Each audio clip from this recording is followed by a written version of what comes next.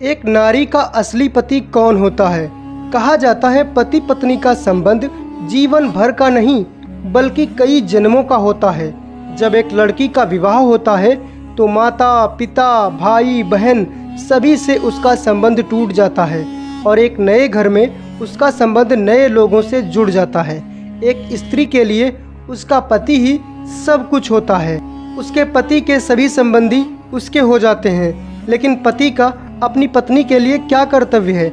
आइए इस पर आधारित एक कहानी सुनते हैं और कहानी में पूछे गए प्रश्न का उत्तर कमेंट बॉक्स में ज़रूर लिखें। यमुना नदी के किनारे धर्मस्थान नाम का एक नगर था। उस नगर में गणाधिप नाम का एक राजा राज्य करता था। उसी में केशव नाम का एक ब्राह्मण भी रहता था। ब्राह्मण यमुना के तट पर जप तप आदि किया करता था। उसकी एक पुत्री थी जिसका नाम मालती था। वो बड़ी रूपवती थी।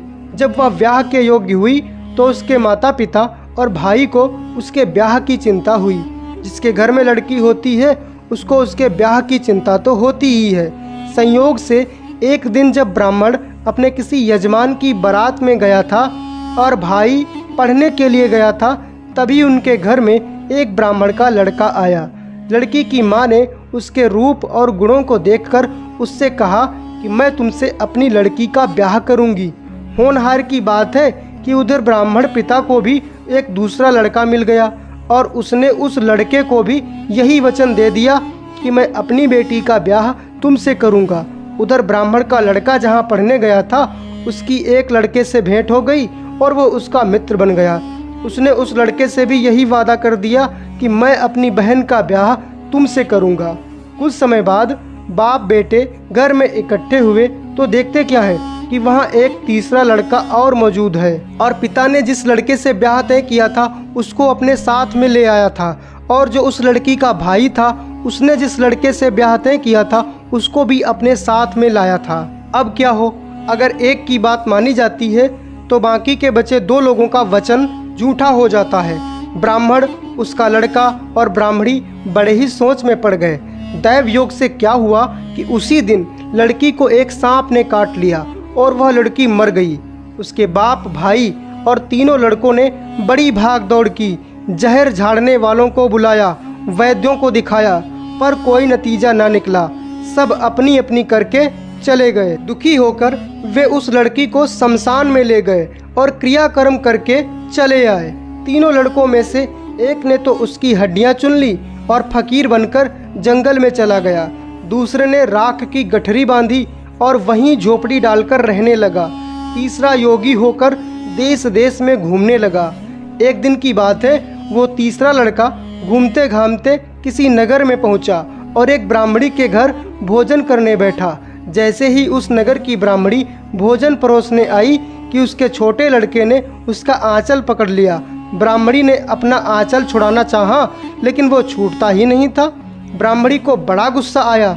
उसने अपने लड़के को झिड़का, मारा, पीटा, फिर भी वो न माना तो ब्राह्मणी ने उसे उठाकर जलते चूल्हे में पटक दिया। लड़का जलकर राख हो गया। ब्राह्मण बिना भोजन किए ही उठ खड़ा हुआ।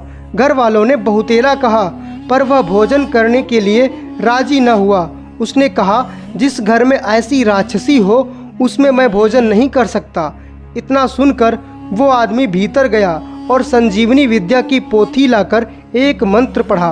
मंत्र को सुनते ही जलकर राख हो चुका लड़का फिर से जीवित हो गया। यह देखकर ब्राह्मण सोचने लगा कि अगर यह पोथी मेरे हाथ में पड़ जाए तो मैं भी उस लड़की को फिर से जिला सकता हूँ। जिसके बाद उसने भोजन किया और वहीं ठहर गया। जब रात को सब खा पी कर सो गए तो वह ब्राह्मण चुपचाप वह पोथी लेकर चल दिया जिस स्थान पर उस लड़की को जलाया गया था। वहां जाकर उसने देखा कि दूसरे लड़के वहां पर बैठे बात कर रहे हैं। इस ब्राह्मण के यह कहने पर कि उसे संजीवनी विद्या की पोथी मिल गई है और वह मंत्र लड़की को जिला सकता है। उन दोनों ने हड्डियां और राख निकाली।